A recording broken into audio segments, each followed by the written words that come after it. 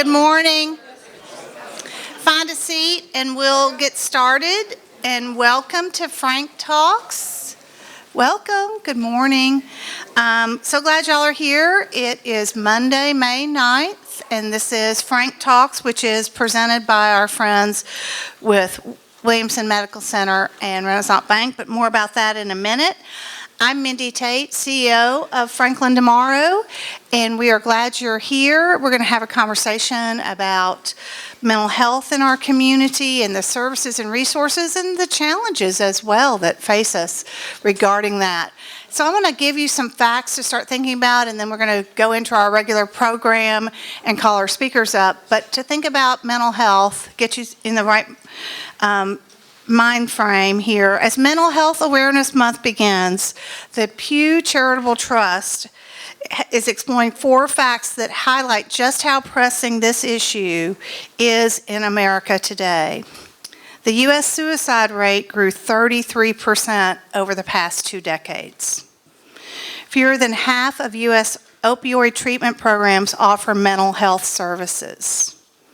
911 call centers often aren't equipped for mental health crisis. And then we have to think about, and we'll hear from our police chief, about officers and the toll on response that they are facing. And then finally, severe depression in children goes mostly untreated. So we'll think about those things, and we'll hear some positive things going on in our community and some of the challenges facing us. But we're going to kick off this morning first with Nancy Conway, who's going to come up and do our Did You Know fact. And the gift today, if you're the winner, is your Franklinite hat. If you don't win, you can purchase one of these for a $20 donation to Franklin tomorrow. So, Nancy, this is the gift today. I'll help you spot. Thank you, Mindy, and good morning, everyone. You're looking great. Okay. First, I just want to do a little promo on something here that's not what you'd expect me to be talking about this morning, and that is the Franklin Rodeo. The Franklin Rodeo will be here May 19th, 20th, and 21st out at the Williamson County Ag Center at 7 p.m. each evening. And normally about 18,000 people attend, and it's produced by the Franklin Noon Rotary Club, and I know some of you are members that are here today. But what I want to share with you that is just absolutely amazing is the fact that $4 million has been given back to this community from the rodeo proceeds. So that is just absolutely wonderful.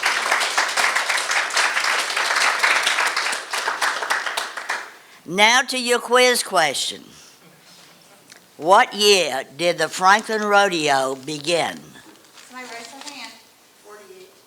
Close. 49. Cheryl wins. Okay. Congratulations.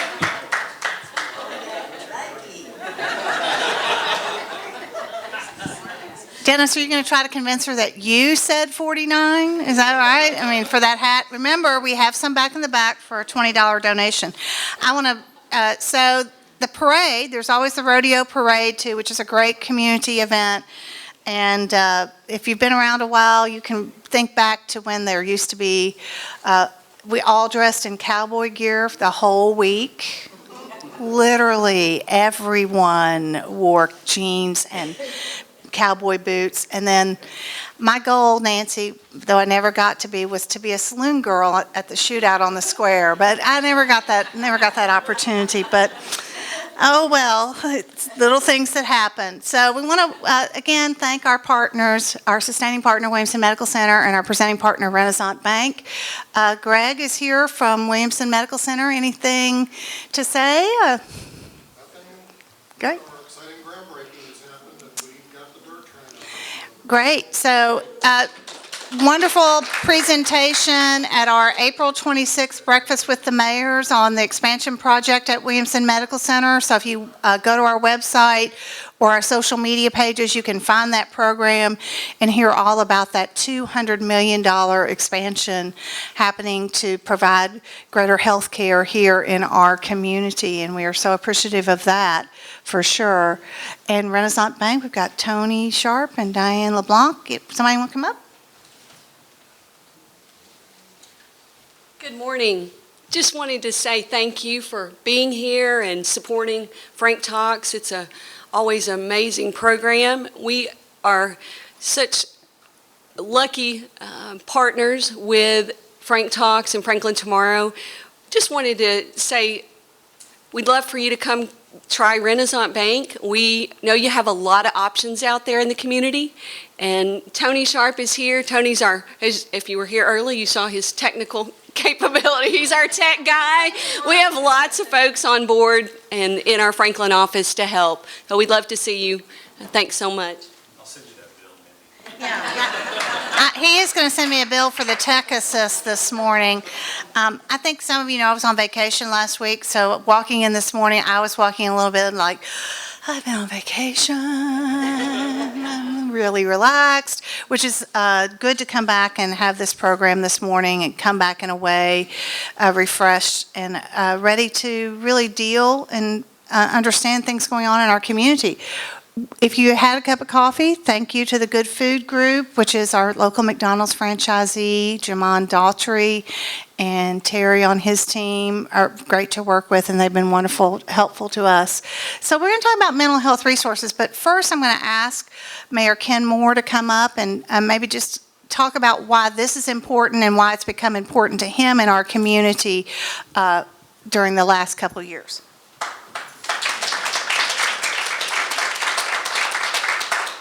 Well, thank you, Mindy, and welcome back from vacation. We've got a lot of work for you going forward now that you're rested. Franklin Tomorrow has been a great partner with the city of Franklin, and when Governor Haslam identified 9 communities as pilot communities for healthier communities, we were one of them. And so we worked hard for about a year determining what the important aspects of health were in our community. And we determined that tobacco cessation, activity, obesity, and mental health were where we were focused. The next year, Governor Haslam recognized us as one of the healthier communities because of the programs we were doing. We found it's easy to talk about being fat, not getting enough exercise, and we shouldn't smoke. But we found that subject of talking about our mental health was difficult for many people. You know, I watched the crowd this morning. Everybody's so excited and elated, but there's still a lot of pain in our community and people that are depressed and have mental health issues, substance use disorders. When we convened the Blue Ribbon panel that eventually became Find Hope Franklin, we identified a number of things that we thought were important for our community. And first of all, one of our members said, well, what about the dad that gets a call from his panicked daughter at school? She's in the bathroom crying, and she's talking about suicide. What in the world does he do? Well, that's a great question. And so we thought it was important to make sure that we identified easy-to-find resources for the community to be able to go to, whether it's on our website or whether it's just some kind of card that we'll be eventually pushing out in the community. We also found that this uptick in suicide in our community is of great concern, and Chief Faulkner and I have shared that concern for some time. So we thought it was important. Thank you for the help from Vanderbilt, who gave us a grant to train people in QPR. So I'm going to ask you a question. How many people know what CPR is? And how many are trained in CPR? Yeah, great. Okay, QPR. Does anybody have any idea what that is? Well, good. There's some. QPR, question, persuade, refer. It's how we prevent suicide. It's training. It's about an hour-long training and teaches you how to recognize those symptoms in your friends, your family, how you react, and how you get somebody to the proper place. So we're geared up to train as many people as we can in our community. I like to say if you know CPR, you got to know QPR. And so lastly, we've identified that there aren't enough mental health providers and there aren't good places for people to go to get into a treatment continuum. So we're working now on trying to identify a crisis stabilization unit in our community where people would be able to go and get into a continuum of care. So thank you for coming this morning. Thank you for identifying this important aspect. And of course, we've seen all through our community and TV and across the nation now, this has been elevated to a topic people are willing to talk about. So thanks for being here. Thanks, Mandy. If you are interested in learning more about QPR, you can contact me at Franklin Tomorrow or contact us at Franklin Tomorrow. We do have a class set for this Wednesday, starting at 1:30 at Franklin City Hall in the training room. It will be about an hour and 15 minutes. It's about giving people hope. It's about knowing how to ask the question that they may need you to ask and being willing to do that. You're not going to come out there as a counselor. You're not going to be asked to do more than be able to know that you're giving people hope in our community, and that is a really important thing.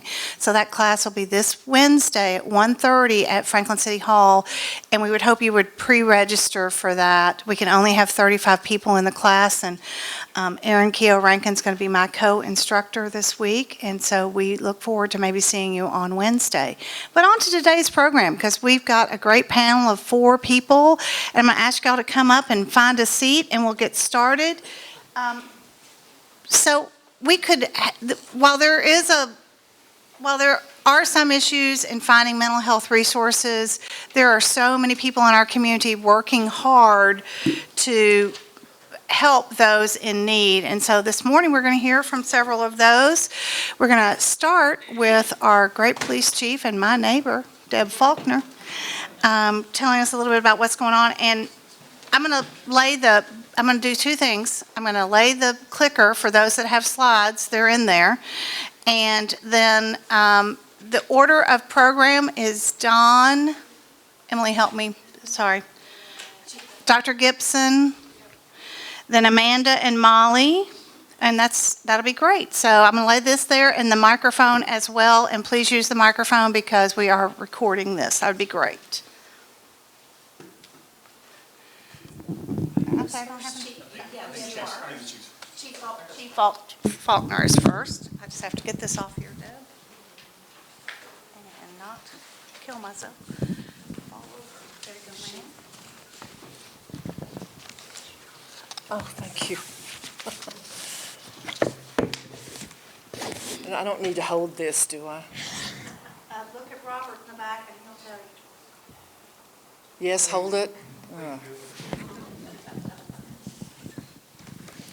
Well, good morning. Nothing like somebody coming in talking about suicide and mental health on a Monday morning, is there? And I get to be Debbie Downer and go first. I'll be honest. I didn't want to do this. I'm so tired of talking about it. I really am, and it's just, there's no way to sugarcoat it. I apologize, but it's a very serious situation. We are fortunate in that our mayor is very much interested in this and puts his stamp of approval and wants to be part of the solution, because I'm saying nice things about you, Mayor Moore. You almost missed him. I was almost late. I think I made some people nervous because the police department was actually monitoring a situation here in Franklin where a man was involved in a domestic situation last night, and this morning he's sending text messages out saying, I don't have any reason to live. All of those cues that if you take this course that Mindy was talking about, you'll hear. And so they're out trying to locate him. And this is a day-to-day situation. It's a tough topic to talk about, but I think we need to have this conversation to see if we can prevent any further tragedies in our city. Police officers are trained observers. We know how to recognize deviant or negative behavior. But it's unfortunate that many of the people that we are searching for and unfortunately come in contact with at the end, we never had any interaction with prior to that. We're the agency of last resort. If you call a healthcare provider and it's after their hours and you didn't realize it, you'll get a message that says, "Hello, I'm sorry, we're closed. If this is truly an emergency, please dial 911. Guess who's at the other end of that? It's Dr. Police Officer Smith or Jones or Faulkner. Psychological emergencies are one of our leading calls for service in the city of Franklin. I, for example, heard 3 of these calls on one shift, it was the evening shift, Friday night, and I heard 2 on the day shift Saturday, and that's just when I was listening to the radio, and I listen quite often. It's not an exaggeration to say that law enforcement is on the threshold of a mental health crisis, and unfortunately, the pandemic didn't help a damn bit, made it worse. We are not mental health professionals. I'm seated with some, and there's some here in the room. However, we're at the other end of the 911 call, and we want to save lives. Law enforcement officers are pretty resilient, but this is a tough time. I'm not going to sugarcoat it a bit. They don't complain at all. However, we're currently doing critical incident debriefings after each one of these calls. They need to talk, and so we offer a safe place for them to do that. It's my job to protect the ones that protect us. And I have to admit, one of the first things I noticed about the city of Franklin when I became the chief of police 8 years ago was the high number of psychological emergencies that they were responding to. And this includes suicide threat, attempt, or completed. I started gathering data, and I continue to receive a report at the beginning of every month.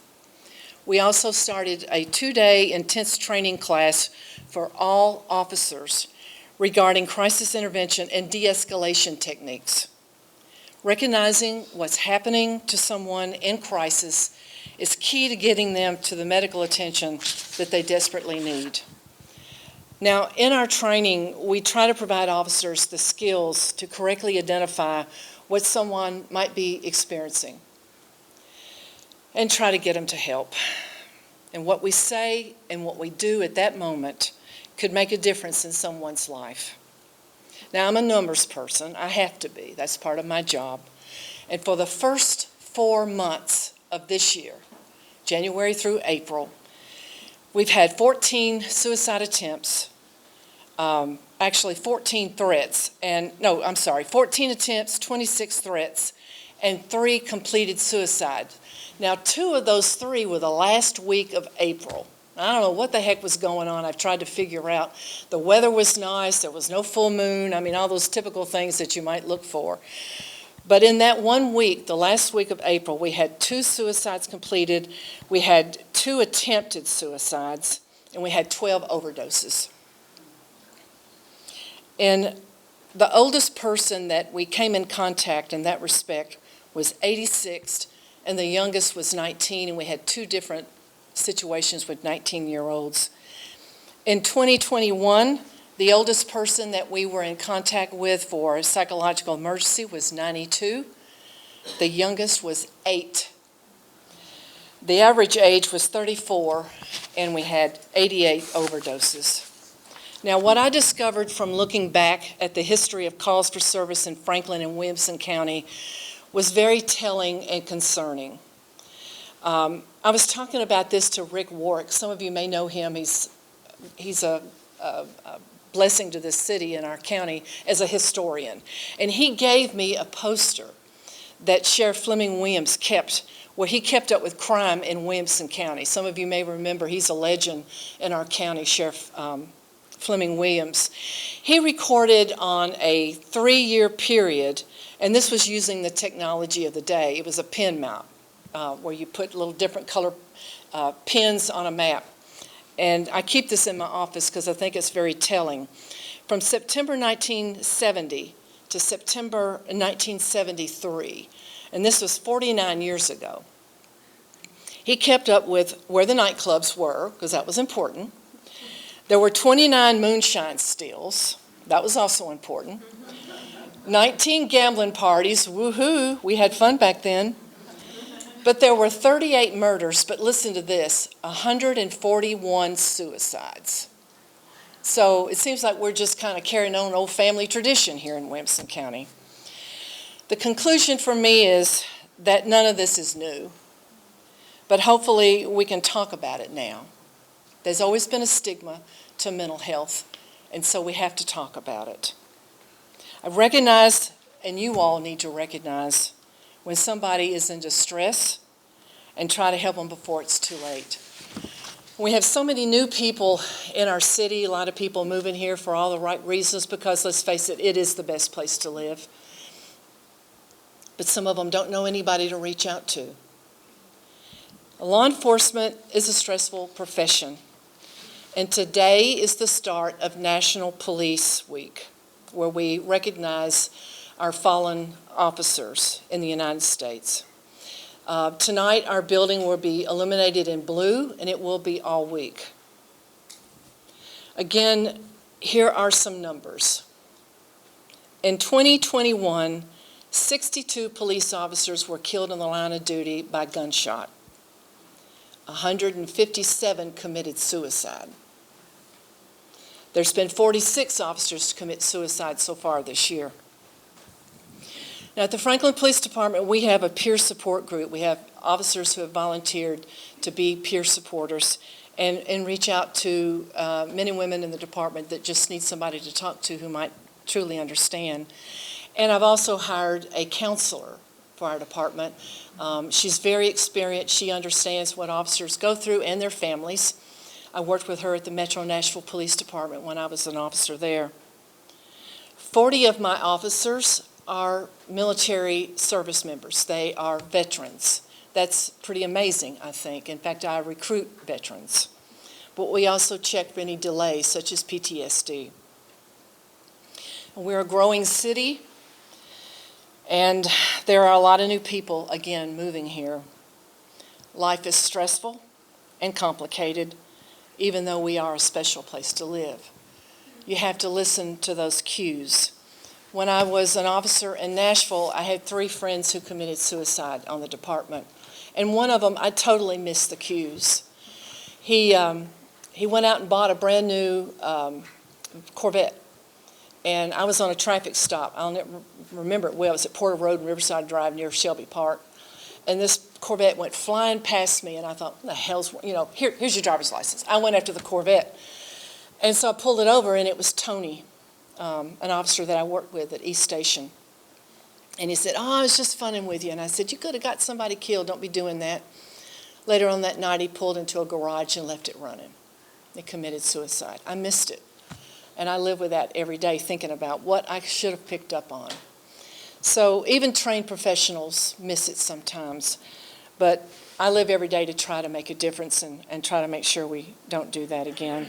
Now, I really appreciate you all being here. I don't know if you knew you were coming here to hear all of this or not. But thank God that there are people in our city who do listen and do care. And I think I'm supposed to pitch it to Dr. Gibson. Is that right?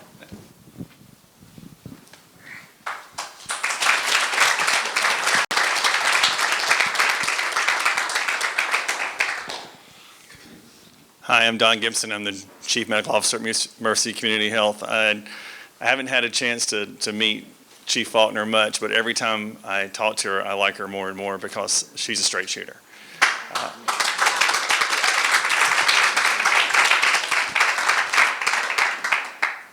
For the first 20 years of my career, I was an ER doctor, and so I worked in the emergency department, and I felt like I was the tip of the spear in suicide prevention and treatment in acute crisis, and it is our police force. They are the sharp end of the stick when it comes to a system failure or when a patient just gets worse.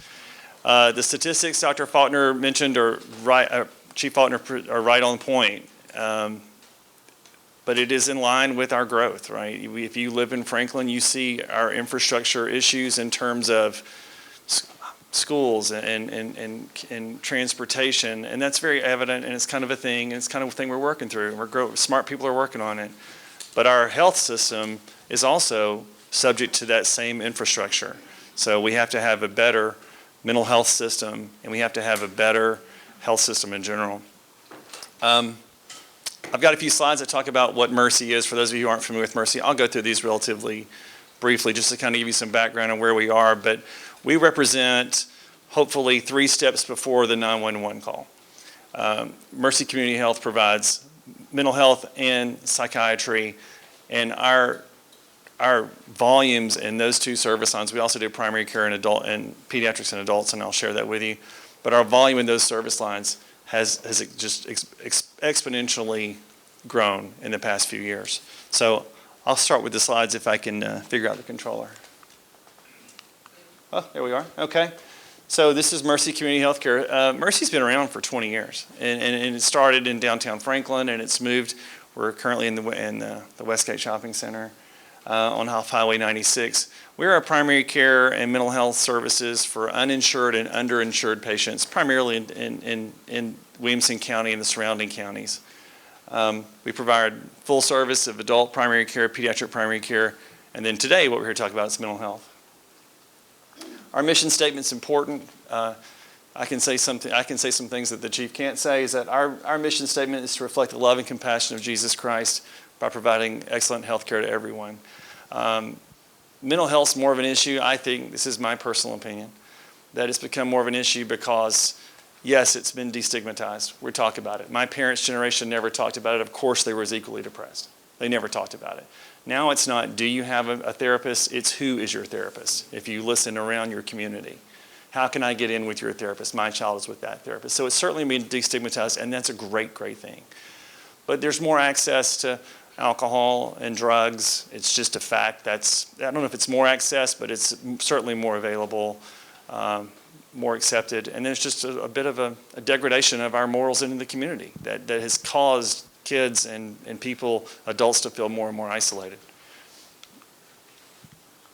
I don't know where I'm pointing this, but it's working wherever I point. Here's some facts. We serve everyone, regardless of their insurance status. We will see anyone in the community. Private insurance, like most of you guys, TennCare, no insurance at all. People are always amazed. What do you mean we have uninsured patients in Williamson County? Yes, it's your waiter, your waitress, your bartender, the guy who cuts the grass, the lady who cleans the house. It's the people that work in restaurants. We are surrounded by patients who don't have insurance. Every entrepreneur in the community that's less than 5 business, and I think every country music singer's band member is in our clinic, so that's nice. 67% of our patients are uninsured or underinsured. That falls typically in 10% federal poverty level. Last year, we saw almost 14,000 patients, which resulted in 65,000 visits, and about half of those 65,000 visits were mental health. It didn't work that time.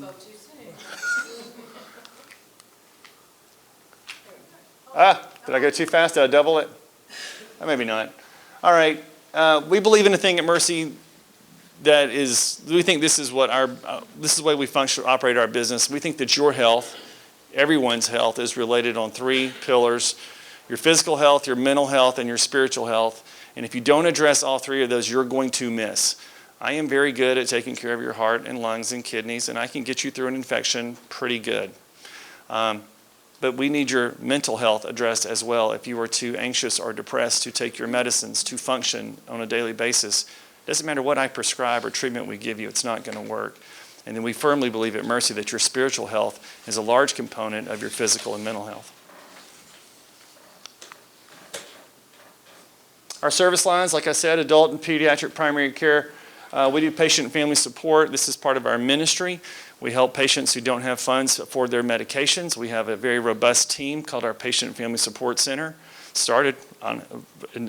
led by Dottie Bullard, who's here on the front row. This is one of her babies. She led this team, and we help people get medications. We'll help you find equipment. We'll help you get into a specialist if you need it. These people are the heart and soul of what Mercy is, and they provide health care to people who can't afford it. So when you hear social determinants of health, this is exactly what Mercy addresses. And then, of course, we do mental health services, which I'm going to talk a little bit more as we go. Oops, went too far on that one. So our mental health care, we do all kinds of groups. So every time, the 2 or 3 times I met Chief Faulkner, she said, you're not doing it, basically without calling me out personally, she said, you're not doing a good enough job. We need to have better access before we get to the 911 call. I hear you. I hear what you are saying. We all hear what you're saying. It's been a huge demand on our resources. How do we do this? It used to be everyone had an individual counselor, an individual psychiatrist, and we're looking more at groups. We have found that we have very good success in our schools, and I think someone's going to talk about schools, but group therapies in schools, group therapies for kids with divorce, group therapies for substance abuse. If we can get a small group going as opposed to a waiting list, which waiting list is a cuss word to me, waiting list is not acceptable. If you call me with your daughter's in the bathroom threatening to kill herself, we'll see you in 4 months is not an answer. So we've got to do better about that. We have nine psychiatrists and psychiatric nurse practitioners, 21 licensed counselors. These are LPCs and licensed LCSWs, and there's a lot of acronyms here, but they're all licensed counselors.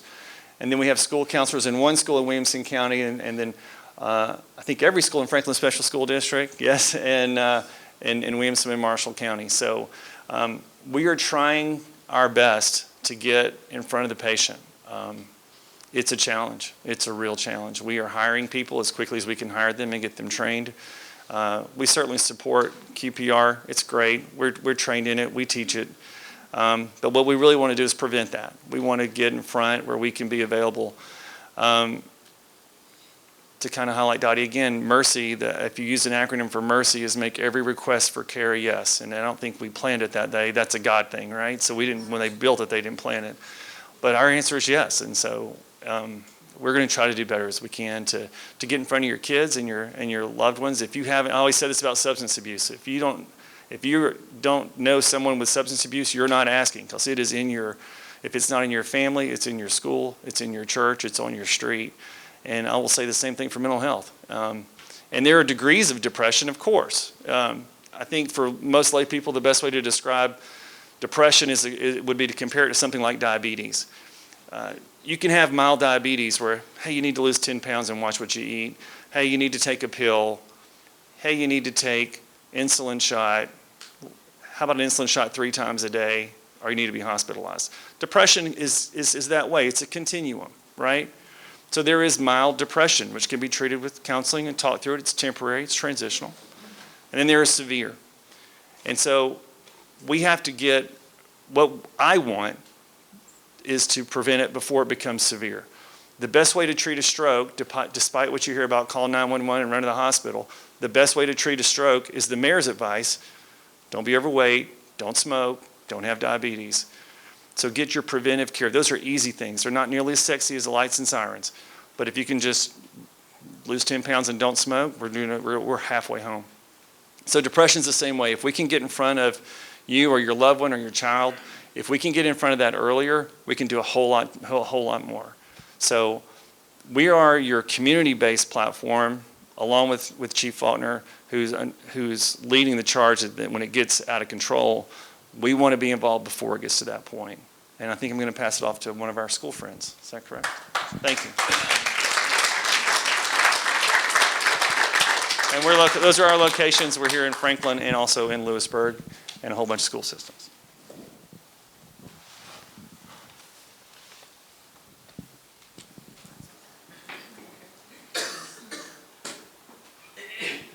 I don't think I changed any of this last. Someone was doing it for me.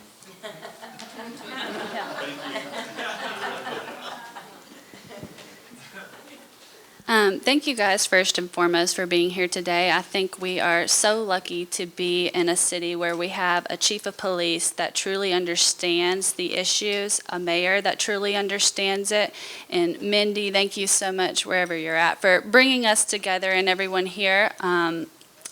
It's an important topic and it's an important month to raise awareness, and I hope we do that today. But I'm Amanda Fisher. I'm the district social worker. I serve K through 8 at Franklin Special School District. So I'm going to be talking a little bit more about the youth side of things and as it pertains to mental health. We, if you don't know, we're a smaller school district. We serve less than 4,000 students. And we are pre-K through 8. We do not have high schools. Our kids leave and go to Williamson County over there where Molly's at. You're right, this is hard. It's magic.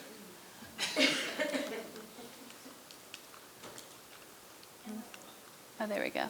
I think I was clicking the wrong button, so that was my fault.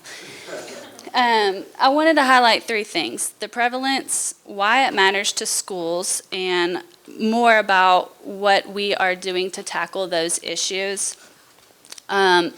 A few stats: 1 in 6 U.S. youth aged 6 to 17 experience a mental health disorder each year. Yet about half of youth with mental health conditions receive any kind of treatment. The problem with that is those who do receive treatment see a reduction in their symptoms, almost 90%.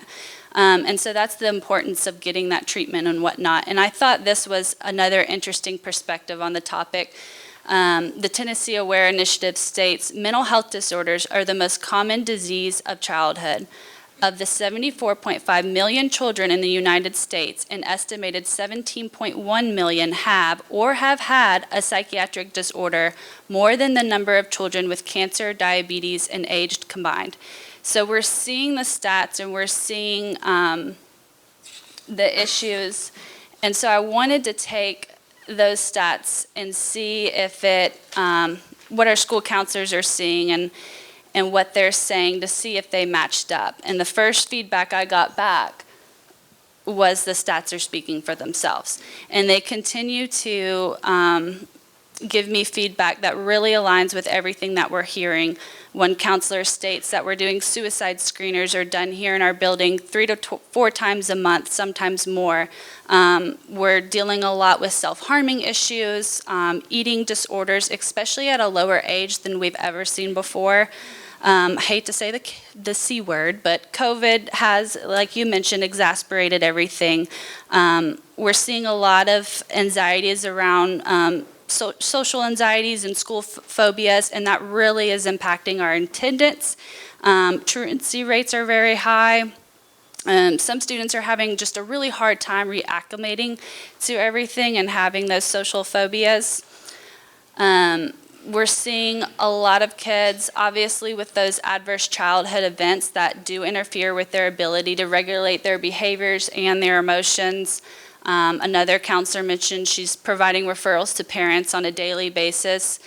I saved these 2 points for last because it's every single counselor touched on this. Kids being exposed to stressful issues and world issues that they can't comprehend. It's not age appropriate, whether that's social media, the internet, the news, or even the conversations with the adults around them that aren't age appropriate, causing them some real serious stress and anxieties. The second point on there, many families don't recognize the need for support, which is a huge barrier to access. It's maybe the education around it, the stigma. I know we see it across the board, but that is a really big barrier, is just the lack of understanding around it. So we know how prevalent it is, and I want to touch on why it matters to us as a school district. And when it all boils down to is there's just a clear connection between academic performance and mental health. We obviously want every student to achieve, but in order to do that, we have to target these challenges so everyone can reach their academic potential. The Tennessee Aware Initiative had some really good points that really drilled it in, and so I'll read those 4 points. The first one, young people with mental illness are frequently absent from school and many experience reductions in academic achievement. Among students with disabling conditions, young people with mental illness are the most likely to drop out of school. Only 1/3 of young people with mental illness advance to post-secondary education, and more than 60% of children in juvenile detention have a diagnosable mental illness. And those are really good points that drill it down, but I don't think it even touches the reason we have to work after this prevention efforts and whatnot. So I'm obviously here to represent Franklin Special, and I don't think I can do that without bragging about Franklin Special a little bit. But all jokes aside, I really do believe Franklin Special is doing an excellent job with whole child approaches, social emotional learning, trauma-informed practices, and internally, these are some examples. First and foremost, schools are the perfect setting to coordinate the strengths of a multidisciplinary team to target children who are struggling with symptoms of mental health. We have nurses, we have teachers, we have psychologists, we have social workers like myself, behavior consultants, SPED teachers, administration, all working together for the better of one student, and you don't see that anywhere else. And so that's why it's just a really good setting. Second, we've really tried to cater our professional development centered around trauma-informed practice. We've been having more of those, which is great for the whole team. Our formal strategic plan includes goals aimed to increase mental health support, student advocacy, and SEL practices. And our teachers and staff are doing an excellent job engaging with students using our trauma-informed approach, and our counselors guide that really, really well. As far as community support, we partner with Mobile Crisis to assist when we do have mental health emergencies at our schools. Multi-agency coordination to strengthen our threat assessment protocol for when there are threats of violence. We work with outside agencies to help kind of monitor those and work through those issues. There's a lot of community coordination for our truancy model and attendance tiers. Our courts are awesome about being supportive in nature when it comes to assigning what types of things that need to work on to improve attendance and whatnot. We have a focus on building strong mental health referral sources. Luckily, I have the capacity and flexibility to go out into the community, and I love doing it, working with different community agencies like Mercy and a bunch of other agencies to help strengthen our referral list and make sure we're making appropriate referrals for the students because each one has unique needs and whatnot. We have a growing Mercy partnership in which you touched on. We have about 5 to 6 current counselors that do cover all of our 8 schools, but I think the really good part about that point is we're growing. So we are going to have more Mercy counselors in the schools, and so that's great. We also have the Guidance Center, STARS, and Alive Grief as well that come and do groups. This is what's so great about Mercy collaboration, and I'll kind of end with drilling this in because I think it is such an important part of our schools in reducing barriers to access. Dr. Lee Kirkpatrick is in the second row. He had really helped kind of get this going and off the ground along with Mercy. Incredibly supportive relationship. Total clients for this school year, we're at 144. So those are students seeing that, and I know which students go, and I know those families because I work with them. Those are students that would have never have gotten access to behavioral health services if it weren't for them coming to the schools and being pulled during non-academic hours.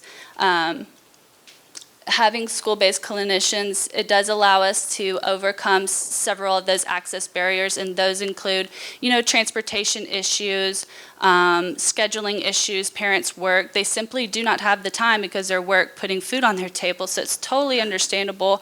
And then there's also the lack of education behind it. They might not see that their child needs that type of support and what that looks like.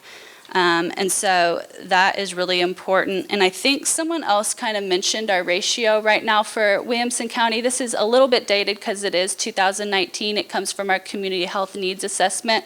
We're at a 700-to-1 ratio when it comes to mental health care.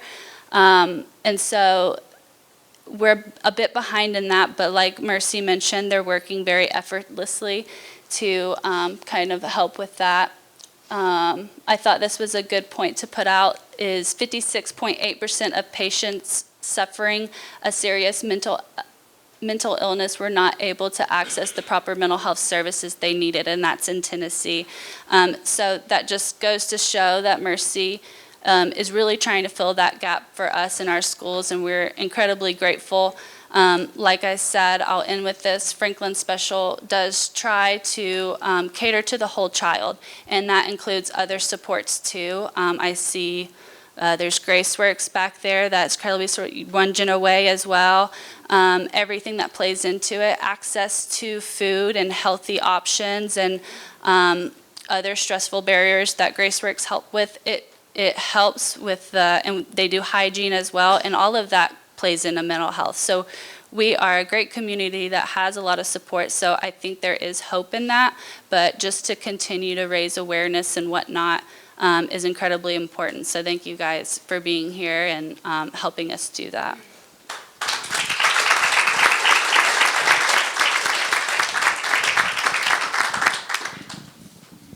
I'm certainly glad that Amanda had all those statistics. I found out on Friday morning that I would be here.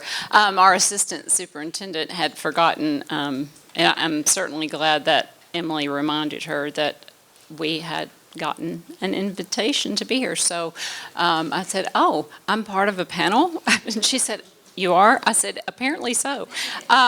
So anyway, I'm going to talk a little bit today about, I'm going to kind of go with what Chief Faulkner and Amanda were saying and talk to you a little bit about what we're seeing in the schools, and then I'll tell you what we're doing. So when Chief Faulkner mentioned that her youngest person that called that had an issue with had suicide ideation was 8, that sounds shocking. Unfortunately, we see that a lot in elementary school. Prior to the last few years, our mental health challenges usually started around middle school and into high school. We didn't hear a lot at elementary, but I'd say about the last 3 or 4 years, we have had more mental health challenges at elementary school than we ever could have imagined.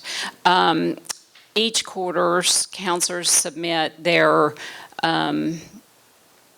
it's basically a graph of the students they've seen or small groups they've had. And one school in our district, and this just, I use this example because it's shocking. One school in our district submitted her third quarter numbers, and she had elementary students who had suicide ideation in third quarter. That's one school. So we hear this from all of our elementary schools. So elementary counselors who have once been more accustomed to providing social emotional, going into the classrooms, they have spent, and they still go into the classrooms, but they spend a large majority of their time in crisis now due to the mental health issues that kids of all ages are facing. So I thought that was a sobering statistic for sure. We have, let me think what else I wanted to share with you. So it's hit elementary. We have, we provide professional development for our counselors and our social workers ongoing. The professional development that they ask for most is PD on anxiety and depression, because that's what they see students of all ages, K through 12, suffering with anxiety and depression. So we're always using our outside resources to bring in professionals to provide continued education for our counselors and social workers. We have a whole a list of sessions coming up this summer. Another one they've asked for is supporting students of diverse backgrounds. So it's not, you know, while we still are predominantly white in our community, we have minority students that we want to serve, and that's just every minority student you can imagine. We have students who obviously struggle with their identity. So counselors are constantly asking for that professional development. And we're constantly seeking out professionals to provide that for us. STARS is one of our partners. As mentioned up here, they provide some professional development for us. Alive Hospice provides a lot of professional development, and not until a few years ago did I realize how much Alive does. And so if you're not familiar with Alive, it's not just what you think about that at the end of life services. They provide, they have grief groups, they have summer camps for kids who've lost a parent or a loved one. They have butterfly releases pretty often that you can purchase a butterfly and release a butterfly in honor of your lost loved one. They come in when we have a student loss. We had, unfortunately, a loss last week. Not to suicide, but they called immediately to ask how they could support us. And also a newer resource that we have been introduced to in the last year is Pinewood Behavioral Health, and they're in Columbia, and they also called last Monday morning to offer their services. So it's really great that we've developed these partnerships. And that person that comes in from Alive is specialized in grief counseling. So that's huge because we get our counselors together and our social workers together, but to have someone that specializes in grief is so important at that time. So those are some of the people we're using. And I'll go back and let you know that I am the district counseling specialist for K through 8. Becky Mitchell is the counseling specialist for high school. Her mother passed away last week, and then this week she had a beach trip plan, which she definitely needs. So on the way here, we've got some high school students who are failing.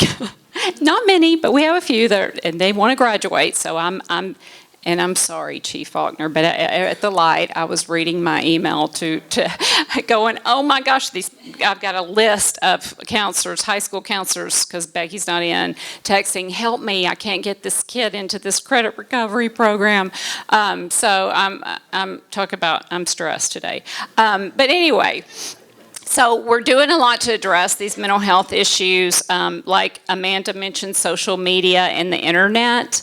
Those are really challenges that we face. I was an administrator prior to becoming the district counseling specialist, and prior to that I was a school counselor. And that was the internet and social media and the phones. I was at a middle school.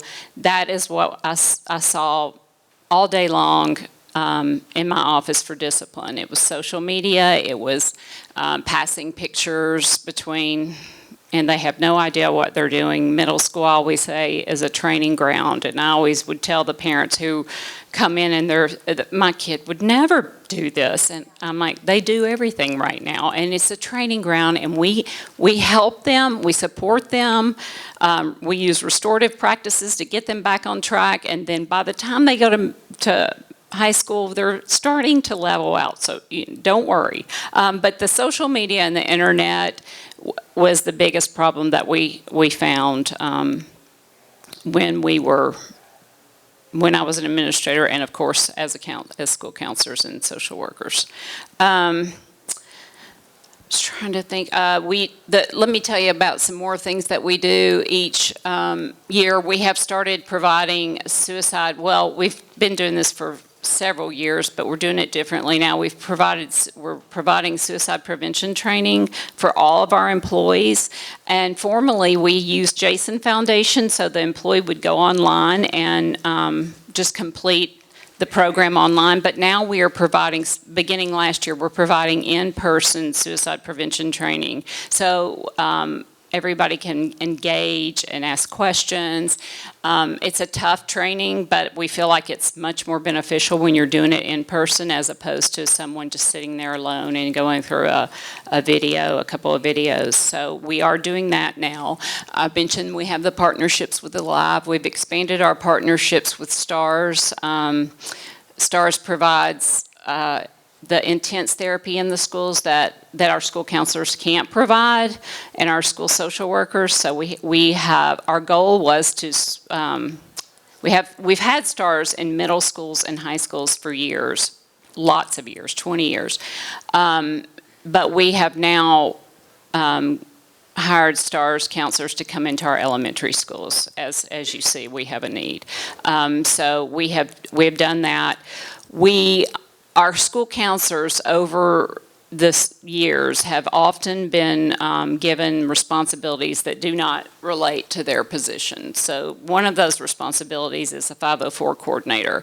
So we have decided to hire, and we're in the process of going through the budget, but we're hiring 10 504 coordinators for next year so that we can have a person that handles 504s so the counselors can counsel with kids, can meet with kids like they're trained to do. So they can meet individually, small groups, and then for the kids who need more intense services, they either meet with a STARS counselor or we refer them out. And we have lots of people that we refer to, one being Pinewood Behavioral Health and Alive Hospice. But like what the others have mentioned earlier, our resources in the community have dwindled. It's difficult to get resources. Oftentimes, we call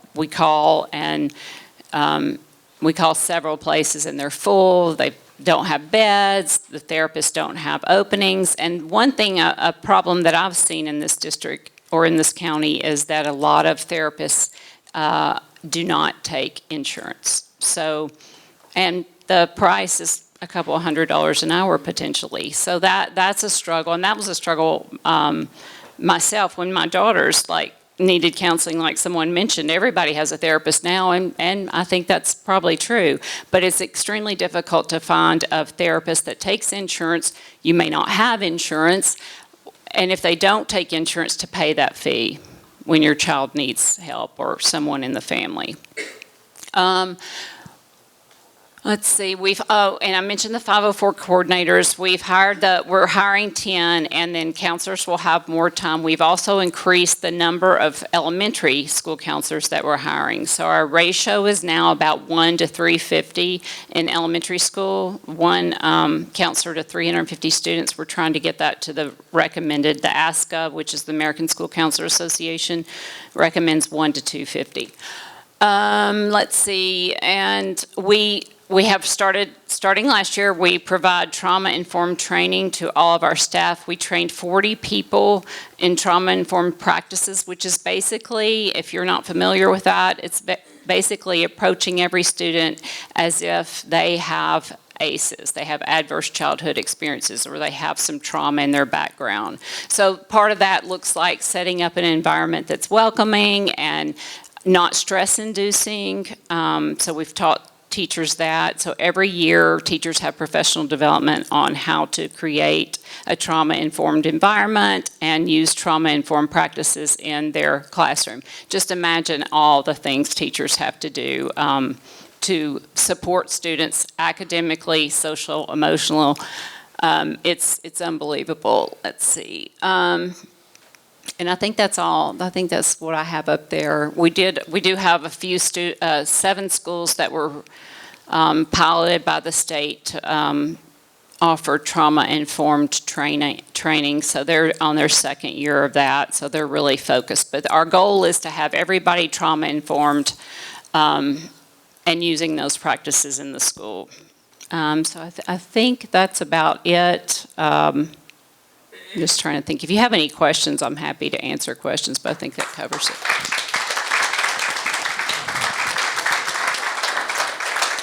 Thank you so much. This cord on this microphone reminds me of what social media was when I was growing up. It was how long the cord was on the phone to be able to sneak into the bathroom to talk to somebody on the phone.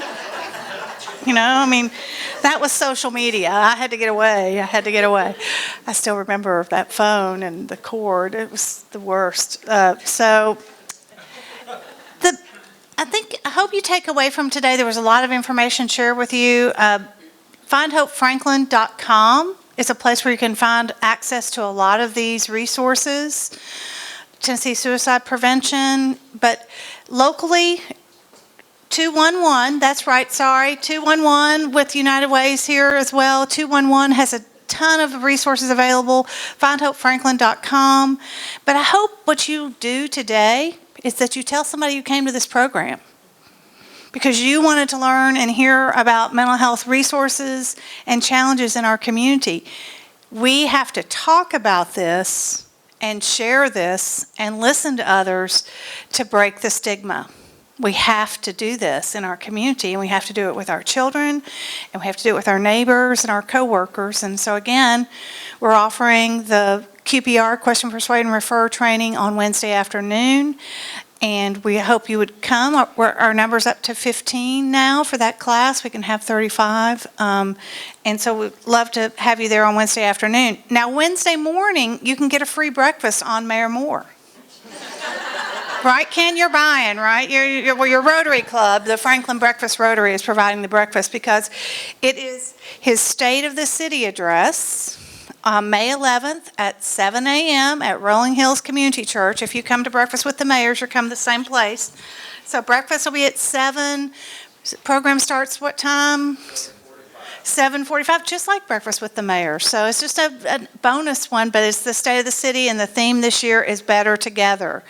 And I think you've learned today that we really are better together as a community if we work together and come together and reflect that. And also, please don't forget it's National Police Week. If you can do something nice this week for one of our law enforcement professionals or their support staff, do that, but do it every day. Because, man, you're under a lot of pressure and stress, but we appreciate you. We appreciate all of you, and we are glad you're here. Emily, I don't have the clicker. Are there any more slides am I supposed to click through? Oh, there's our social media. And you can also find Hope Franklin has social media, so please follow that and be involved in that. We are also encouraging you, hey, dip jar, you can get a Franklinite hat. And I've got to renew my license plate. Fortunately, I already have a historic Franklin license plate. And they're just $35 additional, and that money goes to Franklin tomorrow. And our events, May 11th is QPR training, as I've mentioned. May 19th through the 21st is the Franklin Rodeo. Second Monday in June is our next Frank Talks, and we're going to hopefully be at Aspen Grove Park. And we're going to be out and take a walk more with the mayor and take a little walk and talk about the parks and what's available in our community in terms of recreation for this summer. So we hope to see you there, but feel free to call us and feel free to talk with our guests if they have a minute. But thank you for being here. And this program will be on Franklin TV as well as on our YouTube and social media channels for you to refer people to watch. So thank you so much. Have a great day.